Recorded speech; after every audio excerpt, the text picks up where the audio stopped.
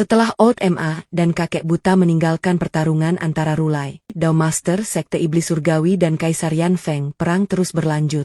Qin Mu dalam perjalanan merasakan ada perperangan berjarak 3 mil di depannya.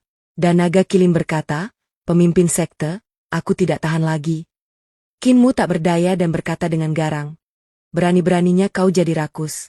Nanti aku jadikan kau santapan tahun baru." Tepat saat dia mengatakan itu, jejak cahaya hijau dan abu-abu melesat melewatinya, membuatnya terkejut. Kemudian kedua cahaya itu berbalik. "Qin Mu, kenapa kau di sini?" Kedua cahaya itu berhenti, memperlihatkan diri sebagai Ma tua dan si buta. Si buta berkata, "Jika penglihatanku tidak bagus, mungkin aku sudah melewati kalian.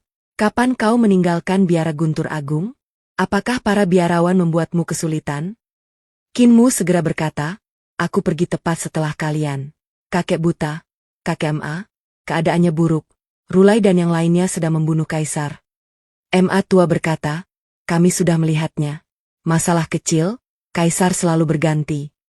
Kakek buta menggerutu, "Qin Mu, kau tidak bisa mengabaikan masalah yang lebih penting. Li Tianxing adalah masalah terbesar. Jika Li Tianxing jahat ini merasuki tubuh nenek, itu akan menjadi masalah besar. Siapa yang bisa menghentikannya? Aku sudah menemukan nenek, jadi kakek-kakek tidak perlu khawatir. Nenek hanya tidak ingin kembali ke reruntuhan besar karena takut melibatkan kalian."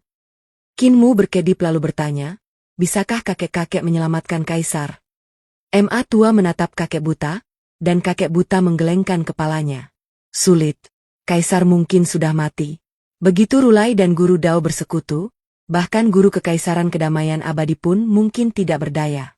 "Benar, Sekte Iblis Surgawimu juga ada di sana, dan kurasa mereka akan mati dengan menyedihkan." Qin Mu mengatakan kaisar belum bisa mati, tidak perlu repot-repot memikirkan para ahli dari sekteku, mereka bisa berteleportasi kapan saja. Guru kekaisaran perdamaian abadi tidak ada di sana. "Aku belum pernah melihatnya," kata kakek buta. "Rulai sudah tua, Guru Dao juga sudah tua, dan mereka berdua tidak bisa bertarung dalam waktu lama. Jika tidak, sebagian besar hidup mereka akan terkuras." Kakek buta tersenyum lebar. "Kita lebih muda dari mereka. Kalau begitu, mari kita rebut kembali kaisar." "Qin Mu, tunggu di sini, kami akan pergi merebut kembali jenazah kaisar untukmu," kata kakek buta.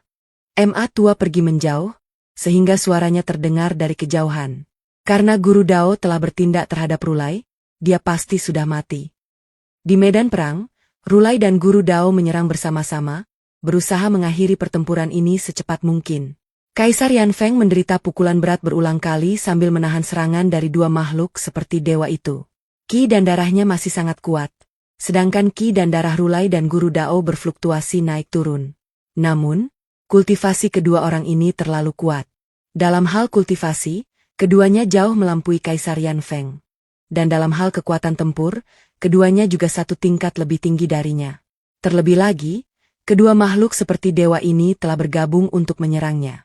Meskipun ki dan darahnya kuat, dia mulai kelelahan dan hanya tinggal bara api yang sekarat. Guru Dao dan Rulai sangat menyadari bahwa langkah selanjutnya dapat mengakhiri hidup Kaisar Yan Feng. Seketika itu sebuah tongkat bambu melayang. Guru Dao tua buru-buru mengayunkan pedangnya untuk bertahan, dan Rulai merasakan niat membunuh datang dari belakangnya.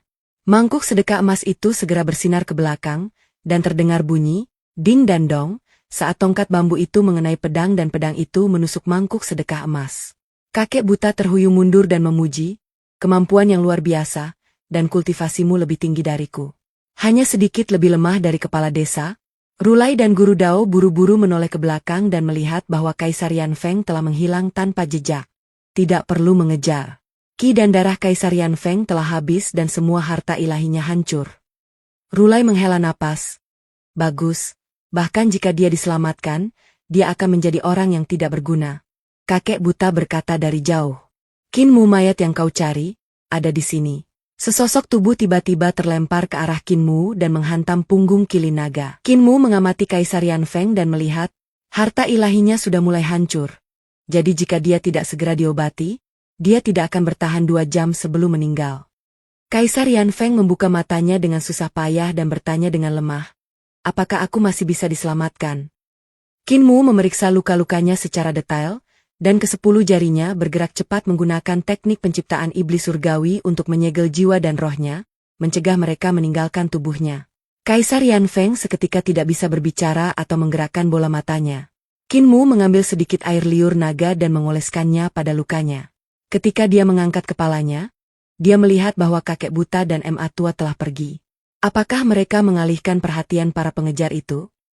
Qin Mu tidak yakin, jadi dia hanya berkata kepada Kili Naga, "Kembali ke rumah nenek." Oke, sampai di sini dulu, bantu follow untuk part selanjutnya.